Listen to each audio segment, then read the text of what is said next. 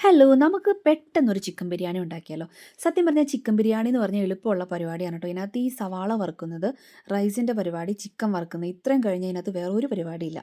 അപ്പോൾ നമുക്ക് വേണ്ട സവാള വറുത്ത് മാറ്റിയിട്ട് നമുക്ക് വേറൊരു പാൻ വെച്ചിട്ട് അതിനകത്തേക്ക് അത്യാവശ്യം വേണ്ട പട്ട, ഗ്രാമ്പൂ, ഏലക്ക, സ്റ്റാർ, ബേ ലീവ്സ്, പെരുംജീരകം നിങ്ങളുടെ കയ്യിലുള്ള എന്തൊക്കെയാണെന്ന് വെച്ചാൽ നിങ്ങൾ അതിനകത്തേക്ക് ഇടുക. എന്നിട്ട് നമ്മൾ ഒരു നെയ്യിലോ അല്ലെങ്കിൽ എണ്ണയിലോ മുരിപ്പിച്ചെടുക്കുക. നെയ്യായിരിക്കും കുറച്ചും കൂടെ നല്ലത് കേട്ടോ.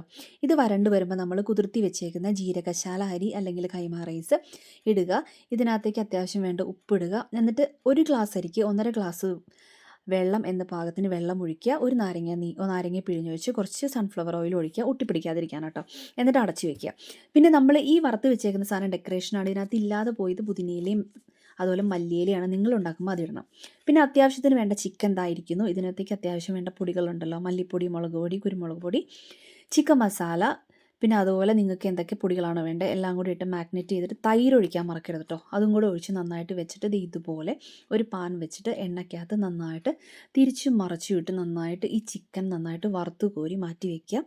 ഇനി അടുത്ത പരിപാടി എന്ന് പറഞ്ഞാൽ നമുക്ക് മസാല തയ്യാറാക്കണം.